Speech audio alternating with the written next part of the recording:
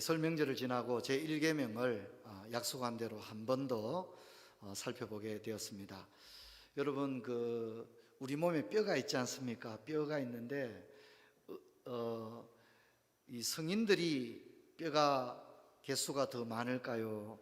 어린 아이들이 뼈 개수가 더 많을까요? 여러분, 누가 더 많을 것 같습니까?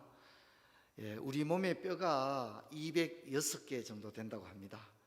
그런데 신생아들은 뼈가 450개, 450개나 된다고 합니다. 거의 2배가 더 많은 거죠.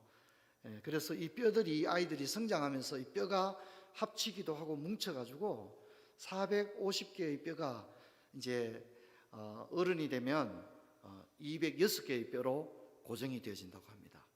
그리고 이제 우리 뼈 중에는 굉장히 이제 큰 넓적다리 같은 경우에는 50m 정도, 50cm 정도, 그렇게 뼈가 크기도 하지만 2mm 정도의 작은 뼈도 있다고 합니다. 귀 속에 있는 등자뼈 같은 경우에는 크기가 2mm밖에 되지 않는다고 그렇게 합니다. 여러분, 우리 몸을 구성하고 있는 게 세포지 않습니까? 세포가 크기가 얼마나 적었냐면 우리 세포가 1나노그램밖에 안 된다고 합니다.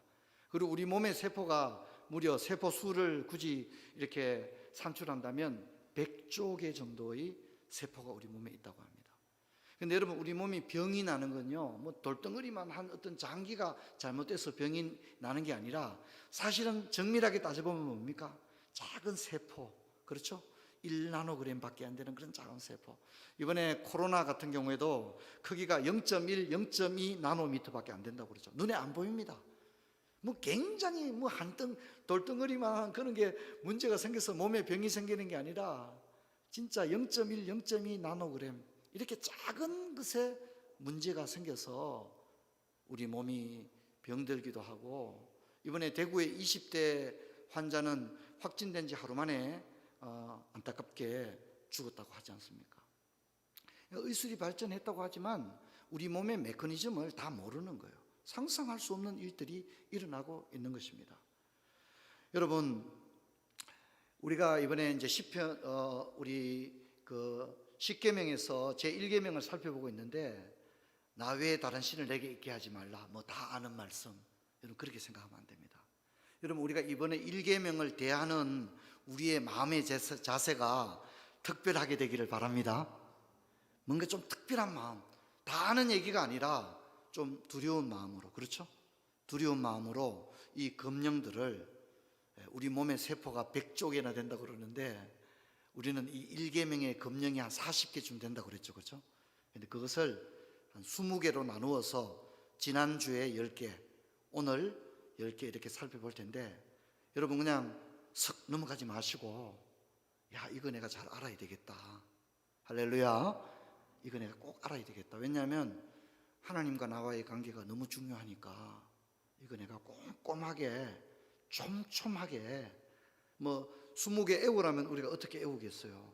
그러나 하나하나 이렇게 좀 잘 한번 살펴보면 좋겠다 생각합니다. 먼저 우리 같이 한번 볼까요?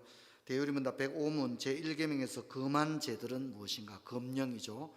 쭉 한번 우리 그냥 보기만 하겠습니다. 답입니다. 또 하나님을 시험하는 것, 합법적인 수단을 사용하는 것과 비합법적인 수단을 의뢰하는 것이다. 육에 속하는 기쁨과 향락에 빠지는 것과 부패하고 맹목적이며 무분별한 열심을 가지는 것과 미지근하여 하나님의 일에 대하여 죽음과 하나님에게서 멀어짐과 배교하는 것과 성도들이나 천사들 혹은 다른 어떤 피조물에게 기도하든지 종교적 예배를 드리는 것과 마귀와 의논하며 그의 암시의 귀를 기울이는 것과 사람들을 우리의 신앙과 양심의 주로 삼는 것과 하나님과 그의 명령을 경시하고 경멸하는 것과 하나님의 영을 대항하고 슬프게 하고 그의 경륜에 대하여 불만스러워하고 참지 못하며 우리에게 주신 재난에 대하여 어리석게 하나님을 원망하는 것과 우리들의 됨됨이나 소유나 능히 할 수 있는 어떤 선에 대한 칭송을 행운, 우상, 우리들 자신 또는 어떤 피조물에게 돌리는 것이다. 이렇게 나와 있고요. 이게 10가지인데 우리가 11번부터 오늘 하나씩 살펴보도록 하겠습니다. 자, 첫 번째는 하나님을 시험하는 것입니다. 이제 하나님을 시험하는 것은 죄다. 이건 뭐 다 아는 얘기예요. 그렇죠? 하나님 시험하면 죄죠. 근데 여기서 중요한 것은 하나님을 시험하는 죄를 어디다 연결시키고 있다고요? 이게 바로 일계명을 어기는 것이다 하는 걸 알아야 된다는 거예요. 하나님을 시험하는 걸 죄라는 건 알았는데 이것이 일계명을 어기는 것이구나 하는 것들은 우리가 그동안에 별로 생각을 못했다는 것입니다. 그래서 이것을 우리가 한번 잘 살펴보면 좋겠습니다.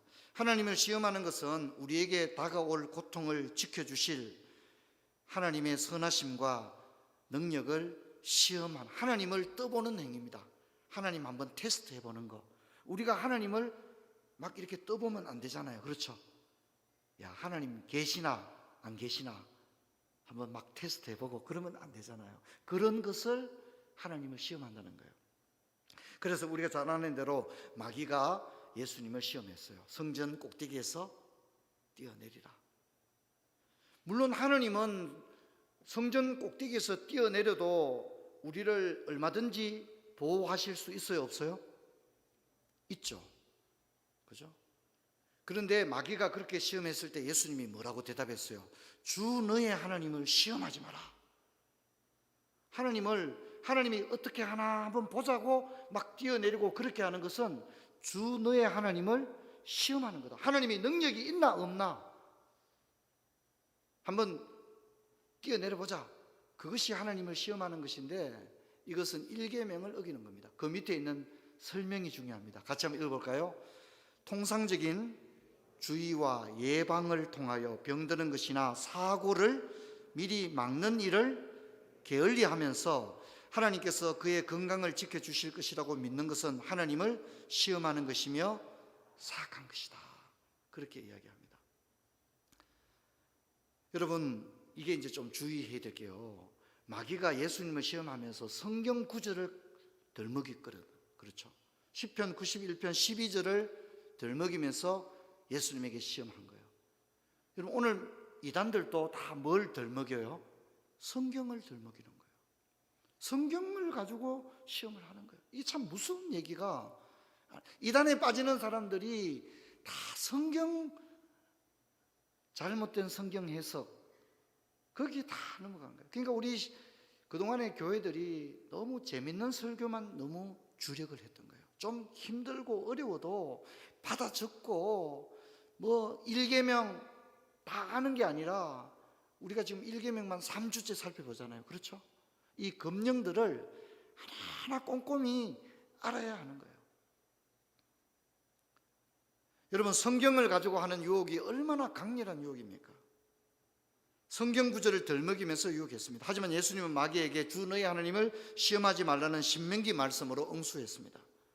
여러분, 우리는 사고와 질병을 막기 위해 예방을 위한 노력을 해야 됩니다. 이것이 믿음입니다.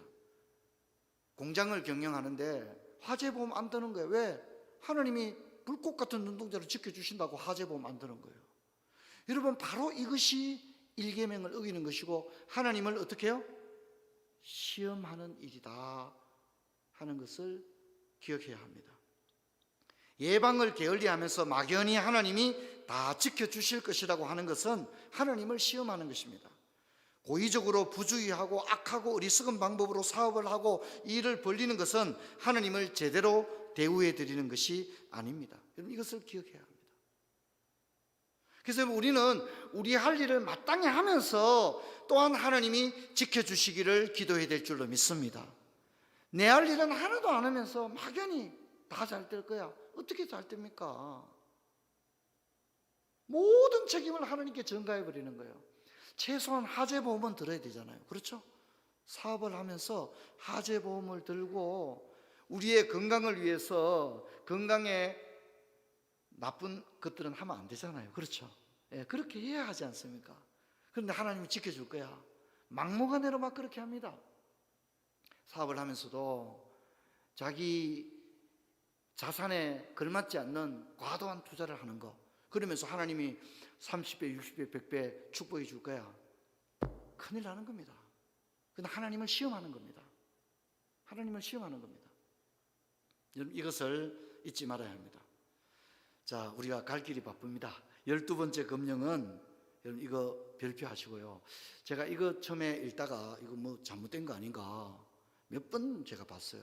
여러분도 잘 봅시다. 자, 첫 번째는 불법적인 수단을 사용하는 건 당연히 잘못됐습니다. 그렇죠? 성경은 어디에도 불법을 사용하라고 한 적이 없기 때문에 불법을 사용하면서도 복 주시기를 바라는 것은 이건 어처구니 없는 일입니다. 막 불법으로 막 하면서 하나님은 내 마음 아시죠? 불법을 사용하면서 하나님 내 마음 아시죠? 그런 얘기 뭐한테 합니까? 불법을 사용하면 벌을 받아야 하는 것입니다. 왜냐하면 하나님은 정의의 하나님이고 공의로운 하나님이신데 하나님 앞에서 불법을 뻔뻔스럽게 불법을 하면서 복 달라고 그건 되지가 않는 거죠. 이거는 뭐 전혀 맞지 않는 겁니다. 여러분 자녀들이 사업을 하는데 김서방이 보니까 이 친구가 불법을 하는 거예요. 사업을 한다고 하는데 장인어른 사업합니다. 그런데 얘기를 들어보니까 다 불법인 거예요. 불법으로 하는 거예요. 그러면 아이고 하나님 우리 김서방 이해 좀 해주시고 우리 김서방 좀 봐주세요. 그런 기도는 안 하는 게 좋습니다. 여러분 그건 기도도 아니고요. 하나님을 시험하는 일입니다. 일계명을 어기는 것이고 하나님을 모욕하는 것입니다. 하나님은 불법의 하나님이 아니시고 하나님은 공의로우신 하나님이신 줄로 믿습니다. 이걸 잊으면 안 됩니다. 자식들이 마음대로 하는데 우리 자식 그저 팔이 안으로 굽는다고 그건 잘못됐다고 얘기를 해야 됩니다. 잘못하면 벌을 받아야 합니다. 잘못한데 어떻게 빠져나올 생각하면 안 됩니다. 잘못하면 응당한 벌을 받는 게 차라리 훨씬 더 홀가분한 일입니다. 여러분 우리 그리스도인들은 불법을 하면서 하나님의 은혜를 덜 먹이고 하는 그런 사람이 되어서는 안 됩니다. 자, 문제는 이건 다 아는 얘기고요. 두 번째가 문제죠. 합법적인 것을 할 때도 조심해야 됩니다. 합법적으로 한 건 잘못된 게 아니잖아요. 그건 잘하는 거잖아요. 그렇죠? 합법적이고 옳게 합니다. 바르게 합니다. 그건 좋은 일이에요. 그런데 그럴 때도 잘못하면 일계명을 어길 수 있다고 얘기합니다. 무슨 얘기냐면 이런 겁니다. 합법적인 수단을 의뢰하는 것, 합법적이며 옳은 수단을 사용할 때도 우리의 믿음과 확신은 오직 하나님께만 두어야 한다는 것입니다. 신뢰를 우리가 사용하는 옳은 방법에 신뢰를 두어서는 안 된다는 거죠. 내가 비록 참 바르게 합니다. 보는 사람이 없어도 양심적으로 했습니다. 좋은 일이에요. 하지만 그것이 우리의 의가 되어서는 안 된다는 겁니다. 그것이 우리의 의가 되어서는 안 된다는 겁니다. 제가요 좀 이래 어리석은 생각을 했어요. 제가 참 어린 나이에 교회를 개척했습니다. 신학대학원 3학년 때 교육 전도사 한 게 전부인데 교회를 개척했으니 뭐 아는 게 있겠어요. 그냥 막연히 생각했어요. 제가 이런 생각했습니다. 나는 양심껏 목회해야 되겠다. 하나님께 부끄럽지 않게 목회해야 되겠다. 내가 바르게 하고 양심껏 하고 반듯하게 하고 그러면 사람들이 나를 이해해 줄 거야. 나를 존경할 거야. 나를 잘 따라올 거야. 그렇게 생각했는데 여러분 그건 진짜 착각이라는 걸 제가 알게 되었습니다. 그렇게 한 건 잘한 거예요. 물론 그렇게 하지 못할 때가 더 많았던 것 같아요. 그런데 돌이켜보니까 그렇게 하니까 주의 종인 게 아니라 그렇게 해야 되는 건 맞아요. 그러나 내가 그렇게 잘하고 반듯하고 양심적이기 때문에 하나님이 내 목양에 가는 길에 복을 주시는 게 아니라 내가 받은 은혜는 전적인 하나님의 은혜였다는 걸 제가 알게 되었어요. 내가 양심적이니까 하나님이 복 주고 양심적이 아니니까 나를 골탕 먹이고 그런 게 아니라는 걸 제가 알게 되었어요. 하나님이 내게 주신 은혜는 그저 그분의 은혜지 내가 뭐가 좀 잘난 구석이 설령 있다 할지라도 그것이 원인이 되어서 내 삶에 복이 되었다 그렇게 말할 수 없다는 걸 알게 되었습니다. 그러므로 여러분 우리가 때로 의로운 사람일지라도 양심적인 사람일지라도 찬송할 분은 오직 하나님이신 줄 믿습니다. 그리고 내가 양심적이고 반듯하고 그것을 의지하면 안 됩니다. 그렇죠? 그걸 의지하는 게 아니라 주님의 은혜를 늘 사모하면서 달려갈 수 있는 그런 저와 여러분이 되어야 합니다. 자, 여러분 좀 적으셔야 하는데요. 우리가 살아가다 보면 사람은 누구나 다 사업을 하든지 자식을 기르든지 집을 이사를 해도 수단이나 방법을 사용하지 않을 수가 없어요. 반드시 어떤 수단, 어떤 방법을 선택해야 될 때가 있어요. 근데 이것이 일계명과 관계될 수 있다는 것을 조심해야 됩니다. 첫째는요, 배웠죠? 불법을 사용해서는 안 된다는 것. 여러분, 불법을 사용하는 것 자체가 하나님의 율법과 맞지 않을 뿐더러 하나님은 불법을 싫어하십니다. 악한 방법을 사용해서 선을 이루겠다는 것, 이건 일계명을 위반합니다. 가령 도박을 해서 돈을 벌어서 선교 사업을 하겠다, 이건 안 됩니다. 이것은 하나님이 기뻐하지도 않고 이것 자체가 하나님 앞에 연락될 수 없는 일입니다. 도박하면서 하나님의 영광, 선교 사업, 그런 얘기 왜 합니까? 세금 정직하게 내고 사원들한테 봉급 제때 주고, 이해되겠죠? 국가 정한 그런 모든 것에 맞추어서 사업을 했는데 돈은 많이 못 벌어도 됩니다.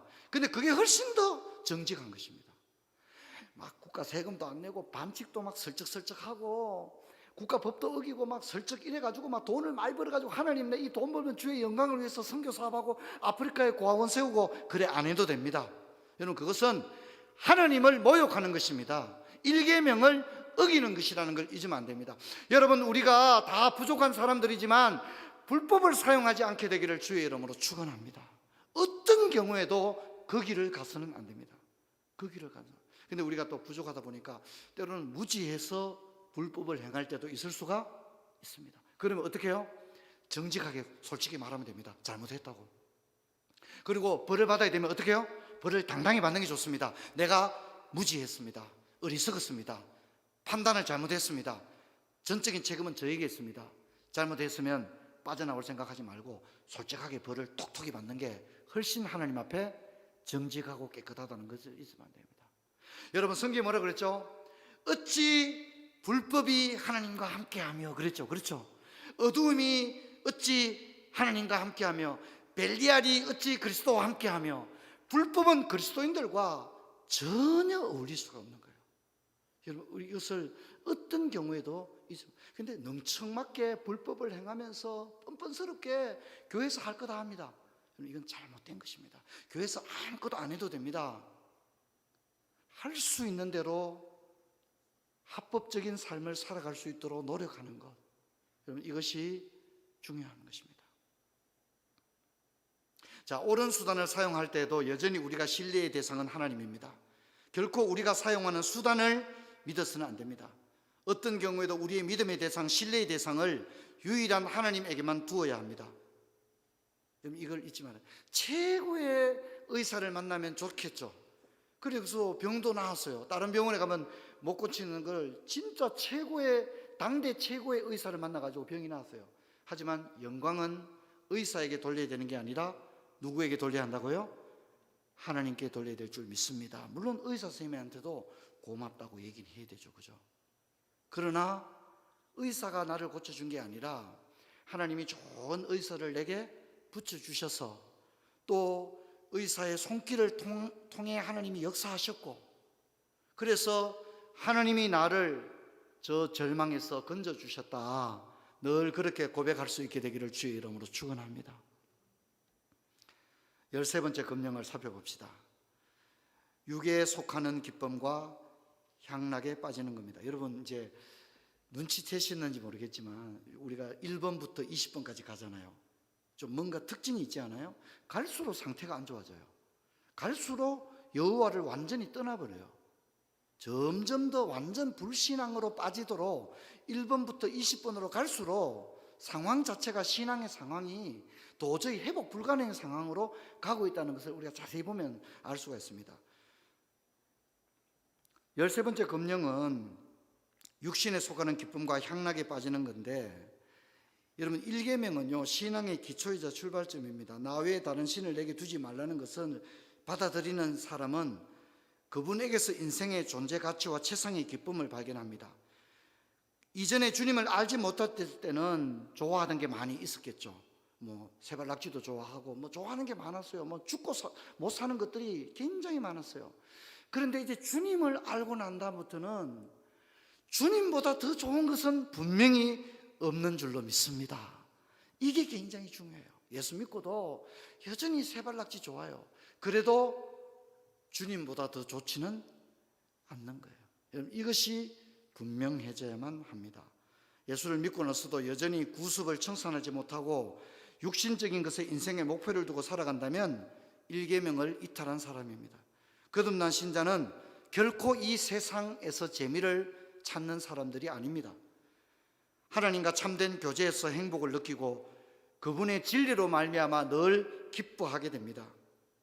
그래서 디모데후서 3장을 보면 말세의 모습을 그리고 있는데 우리 같이 한번 보겠습니다.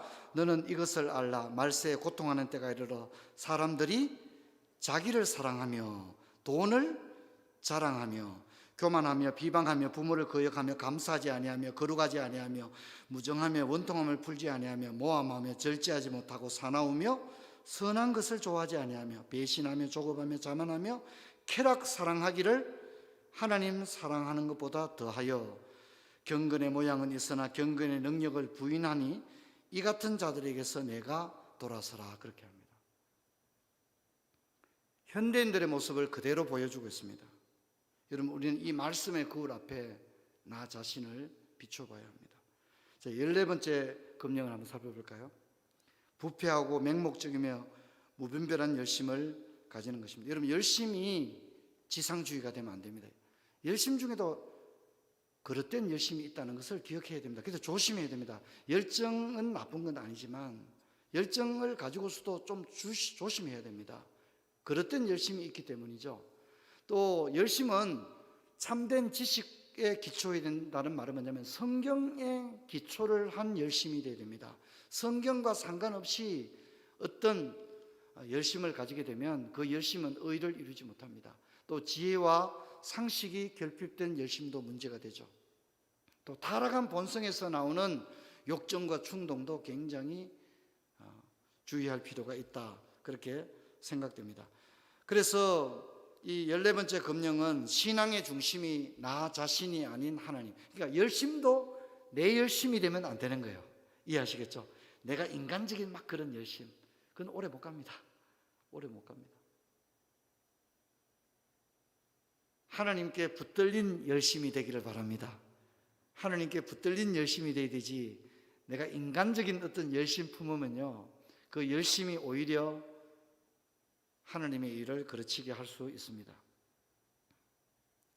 그래서 열심을 품더라도 성령께 이끌리고 성경의 진리 안에서 행해야 됩니다. 마음만 앞서고 상식이 결핍된 열심을 낸다면 심각한 문제를 만듭니다. 또 목적이 우상이 되어서는 안 됩니다. 그렇게 되면 그 과정에서 무분별한 방법이 사용될 수 있기 때문입니다. 15번째 금령은 미지근하여 하나님의 일에 대하여 죽음과 하나님에게서 멀어짐과 배교하는 건데, 제가 아까도 말씀했지만 이미 하나님을 떠난 거죠. 하나님을 떠난 거예요. 그래서 영적으로 미지근하다는 것은 우리의 구원에 관하여 게으른 무관심이나 자기 만족의 상태입니다. 하나님에 대한 열정이 없는 거죠. 또 하나님의 일에 대하여 하나님의 일에 관심이 없어요. 기도하는 일, 예배드리는 일, 섬기는 일, 이런데 일절 관심이 없어요. 그래서 하나님의 일에 대하여 완전히 죽어버렸어요. 하나님의 일에 대해서 완전히 죽어버렸어요. 이거 어떻게 할 수가 없는 거죠.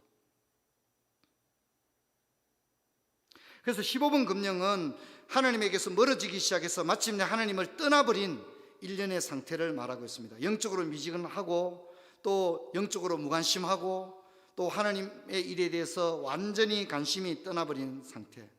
그래서 결국은 신앙 고백과 공동체를 완전히 떠나버린 상태. 그래서 여러분, 이게요, 일계명 금령의 가장 뚜렷한 현상이 바로 이겁니다.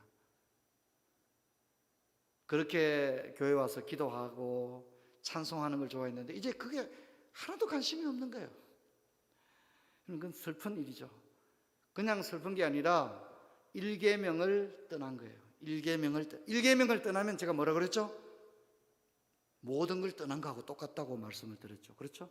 일계명이 기초니까 이 일계명에서 떠나버리면 모든 걸 떠났는데, 이 15번 금령은 일계명을 떠났다고 하는 것을 가장 이렇게 두드러진 어떤 특징으로 볼 수 있는 거예요. 여러분, 우리 자신이 이렇다면 첫사랑을 회복하라고 얘기하죠. 그렇죠? 첫사랑을 빨리 회복해야 됩니다. 첫사랑을 빨리 하고 열정을 빨리 회복하고 찬송을 빨리 회복하고 기도를 빨리 회복하는 그런 은혜가 있기를 주의 이름으로 축원합니다. 이걸 잊지 말아야 됩니다. 자기 자녀가 하나님을 완전히 떠났어요. 예배를 완전히 떠났어요. 기도, 찬송을 완전히 떠났어요. 그런데 뭐 김치 떨어졌나 쌀 떨어졌나 고춧가루 떨어졌나 그런 걱정하고 있으면 안 됩니다. 지금 김치 떨어진 게 문제가 아니고 여호와를 완전히 떠났는데 어떡할 겁니까? 괜찮아요, 여러분? 괜찮습니까? 가슴에 피멍이 들도록 기도해야죠.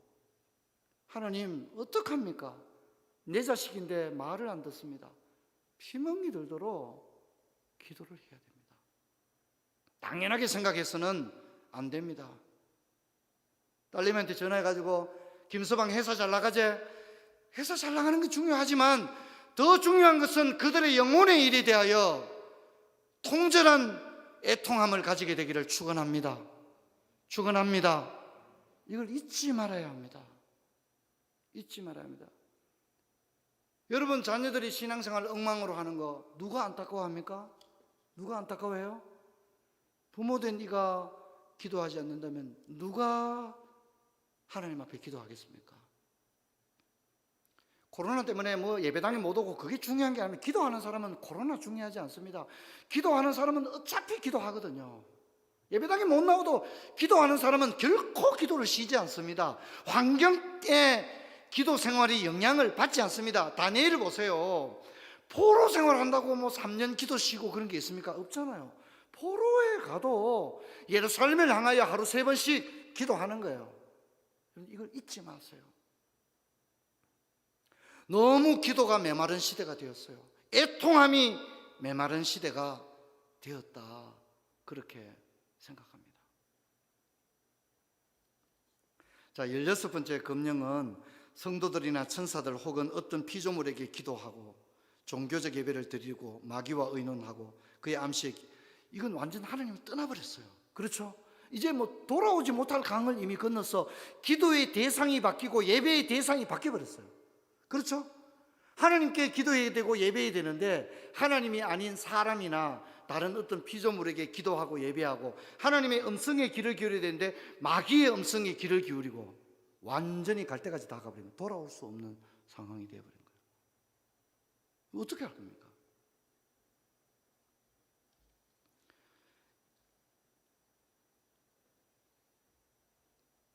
여러분 여기 좀 적어야 됩니다. 16번 금령에는 좀 적어야 되는데 하이델베르그 요리문답은 여기다가 구체적으로 이 16번 금령을 마술, 점술, 주술 또 포함하고 있어요. 점치고 굿하고 토정 비결 보고 별자리 보고 이것도 16번 금령을 어기는 것이고 1계명을 어기는 것이다. 그렇게 설명하고 있어요. 이걸 잘 기억해야 됩니다. 자, 17번째 금령은 오늘 설교 제목이죠. 오늘 설교 제목 사람을 중간에 거 빼버리면 뭐 돼? 사람을 주님으로 삼는 것 이렇게 되죠. 그렇죠? 네. 사람이 주님이 되면 안 되잖아요. 사람이 신앙과 양심의 주님이 되면 안 되잖아요. 이건 개인적인 잘못됐어요. 여러분 어떤 정치인을 좋아하는 것을 또 과도하면 안 돼요. 그렇죠? 그 정치인이 주님은 아니잖아요. 주님보다 그 정치인을 더 높이고 막 따라가는 거예요. 주님을 전하지는 못하는데 그 정치인을 전하고 있는 거예요. 이건 잘못됐습니다. 교회도 마찬가지죠. 어떤 목사님도 주님은 아니에요. 그렇죠? 그래서 자기 목사님을 존경하는 건 좋지만 자기 목사님을 너무 과도하게 이렇게 하는 것도 그것도 1계명에 어긋난 겁니다. 사람은 다 똑같습니다. 사람은 사람이지 사람 이상이 될 수가 없어요. 경배를 받으시고 신뢰의 대상이 될 수 있는 분은 오직 하나님이신 줄로 믿습니다. 그 자리를 사람이 차지하는 게 바로 이단이잖아요. 그렇죠? 이단들이 하나님의 자리를 차지하고 주님의 영광을 가르치고 있잖아요. 어떤 누구도 그래서는 안 된다는 거 여러분 잊지를 말아야 합니다.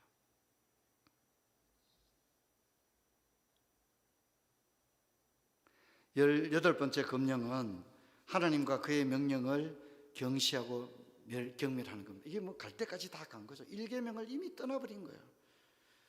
1계명은 우리 신앙의 바로 밑입니다.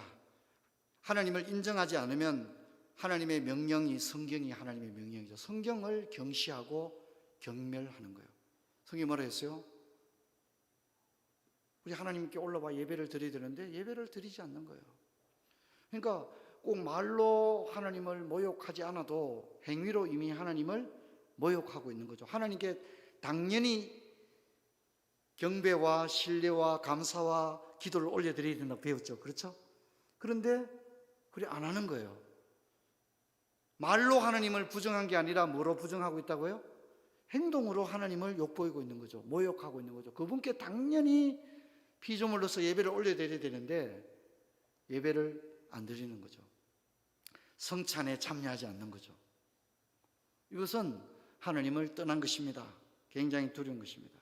여러분, 18번 금령은 1계명이 처참하게 무너진 현장입니다. 그렇게 적으십시오. 이 18번 금령은 1계명이 처참할 정도로 부수어져 버린 그런 현장입니다. 하나님의 말씀을 두려워해야 마땅한데 하나님의 명령, 하나님의 말씀을 어떻게 해요? 경시하고 경멸하고 농담으로 여기더라. 이건 완전히 그냥 1계명을 떠난 거예요. 하나님도 그분의 말씀도 경시하고 경멸합니다. 여기는 소망이 없습니다. 우리 시대의 모습입니다. 만일 우리 자신과 우리 가족과 우리 자녀들의 모습이 이와 같다면 우리는 애통해야 합니다. 애통해야 됩니다. 애통하지 않고 뭐 그냥 쌩글쌩글 웃고 이러면 안 되죠. 지금 울어도 눈에 눈물이 마를 날이 없고 눈물이 침상을 적셔야 마땅하지 않아요? 근데 뭐 쌩글쌩글 웃고 뭐 날씨 좋다. 날씨 좋다는 말을 어떻게 하겠습니까? 하나님 어찌하오리까 불쌍히 여겨주소서.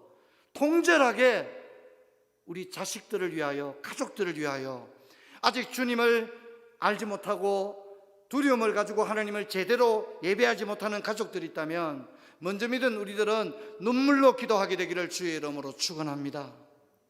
이걸 잊지 말아야 합니다. 그리고 좀 못나도 하나님을 두려워하고 예배 잘 드리고 이러면 그것을 귀하게 여겨야 됩니다. 그렇죠? 귀하게 여겨야 됩니다. 여러분, 며느리든 사위든 손주들이든 믿음 생활을 참 잘한다는 소문을 들으면 어떻게 해요?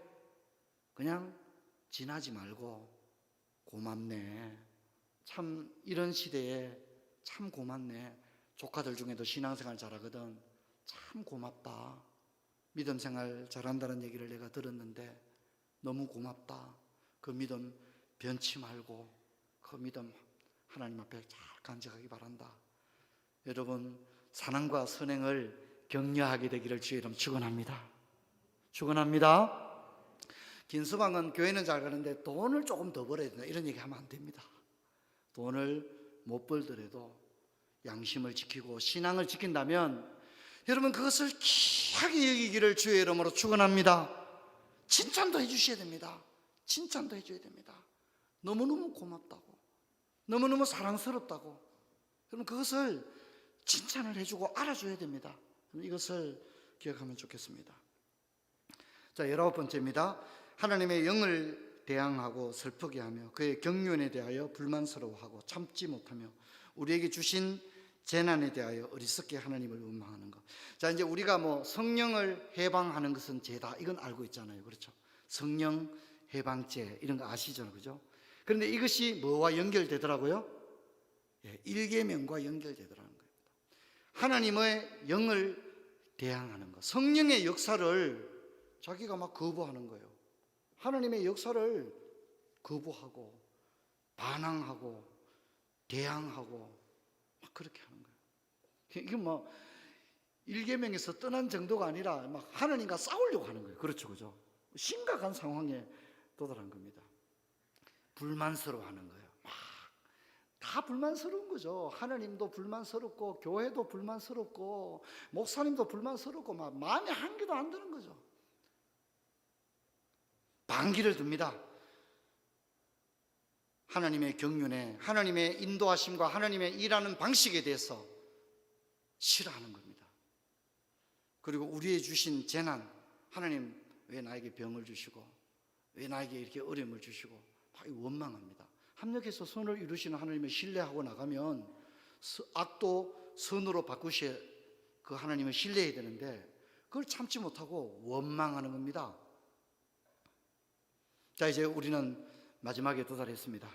자, 20번 금령 우리 같이 한번 볼까요? 우리들의 됨됨이나 소유나 능히 할 수 있는 어떤 선에 대한 칭송을 행운, 우상, 우리들 자신 또는 어떤 피조물에게 돌리는 것. 영광을 하나님께 돌려야 되는데 영광을 엉뚱한 데 돌리는 겁니다. 20번 금령 역시 1계명에서 이탈한 자의 상태를 설명해 줍니다. 이런 사람은 자신의 인생에서 무엇을 성취하여도 결단코 영광을 하나님께 돌리지 않습니다.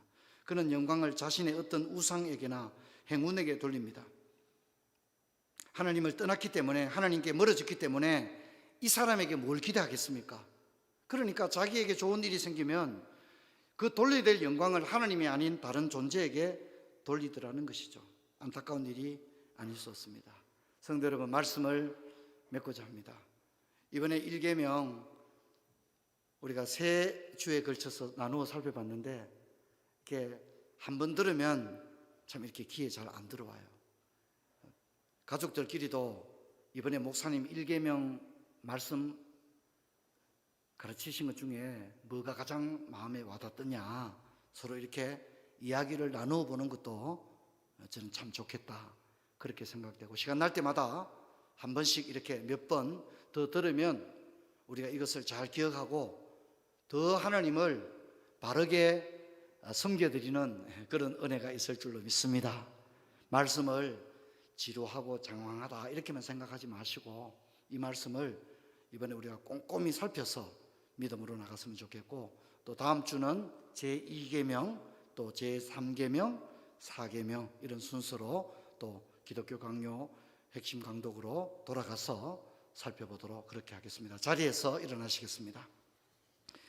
하나님 아버지, 우리가 오랜 신앙생활을 했고 또 알만큼 안다고 생각했지만 몇 주간에 걸쳐서 제1계명을 살펴보는 가운데 우리가 참 하나님 앞에 두려운 마음을 가집니다. 온전히 하나님만을 예배한다는 것이 얼마나 어려운 일인가 생각해 보게 됩니다. 아버지 하나님, 이번에 핵심 강독을 통하여 우리 신앙을 다시 한번 정초에 세우는 그런 은혜가 있게 하여 주옵소서. 시대가 너무 악합니다. 주님 오실 날이 너무 가까운 때를 당하였사오니 좌로나 우로나 치우치지 아니하고 오직 여호와 하나님 한 분만을 잘 섬겨나가는 저들과 저들의 가족들, 자녀들 다 되게 하여 주옵소서. 주 예수 그리스도 이름으로 기도하옵나이다. 아멘.